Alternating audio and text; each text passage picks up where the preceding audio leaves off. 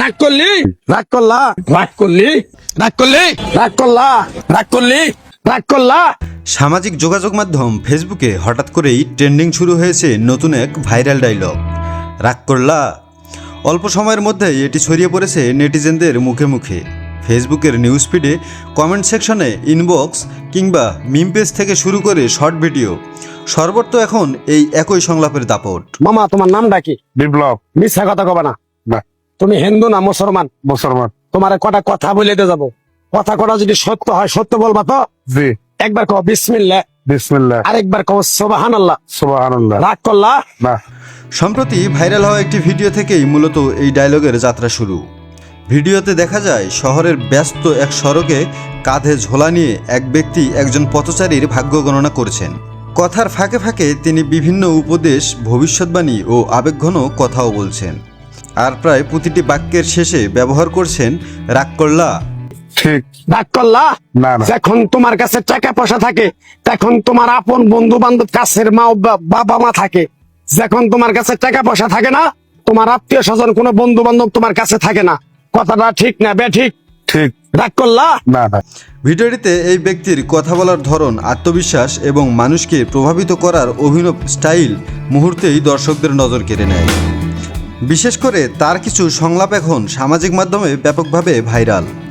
ভিডিওর জনপ্রিয় কয়েকটি সংলাপ হলো, তোর কপাল নসিব ভালো, বিশ্বাসে বস্তু মিলে, আরেকবার ক বিসমিল্লাহ, রাগ করলা।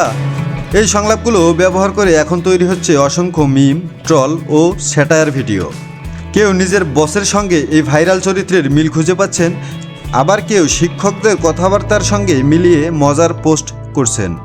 অনেকেই বন্ধুদের সঙ্গে মজার ছলে কথার শেষে রাগ করলা যোগ করছেন। তো হয় সত্য বলবি, মিথ্যার আশ্রয় নিবি, আল্লাহর কাছে ঠেকা থাকবি। কথাটা কি কইছি বুঝতে পারছ? আরেকবার কবি বিসমিল্লাহ, আরেকবার কর সুবহানাল্লাহ। নামগুলো নিলে ভালো না ক্ষতি? তুই এমন একটা ব্যক্তি, নিজে না খাইয়া মানুষের খাওয়াস, তারাই এসে তোরে কাল হয়ে দাঁড়ায়। কথাটা ঠিক না বে ঠিক? রাগ করলি? শুধু সাধারণ ব্যবহারকারীরাই নয়, বিভিন্ন ফেসবুক পেজ, কন্টেন্ট ক্রিয়েটর, এমনকি কিছু প্রতিষ্ঠানও ট্রেন্ডটির সুযোগ নিচ্ছে। সচেতনমূলক পোস্ট কিংবা প্রচারণাতেও ব্যবহার করা হচ্ছে ভাইরাল এই সংলাপ। জানা গেছে, ভিডিওতে দেখা যাওয়া ব্যক্তি বাস্তবে কোনো পেশাদার গণক নন। তিনি মূলত একজন কন্টেন্ট নির্মাতা। তার অভিনয় ভঙ্গি ও সংলাপ উপস্থাপনার ধরনেই ভিডিওটিকে ভাইরাল করে তুলেছে। বিশ্লেষকদের মতে, সামাজিক মাধ্যমে এমন ছোট, সহজ ও মজার সংলাপ খুব দ্রুতই জনপ্রিয় হয়ে ওঠে। বিশেষ করে যেসব ডায়লগ সহজে নকল করা যায় এবং দৈনন্দিন কথোপকথনে ব্যবহার করা সম্ভব, সেগুলো খুব দ্রুতই মিম কালচারে অংশ হয়ে যায়। রাগ করলা ডায়লগটিও এখন সেই তালিকায় যুক্ত হয়েছে। বর্তমানে ফেসবুকে সবচেয়ে আলোচিত ট্রেন্ডগুলোর একটি হয়ে উঠেছে এই ভাইরাল সংলাপ। নেটিজেনদের অনেকে বলছেন, কয়েকদিনের জন্য হলেও রাগ করলা এখন বাংলাদেশের সোশ্যাল মিডিয়ার নতুন বিনোদন।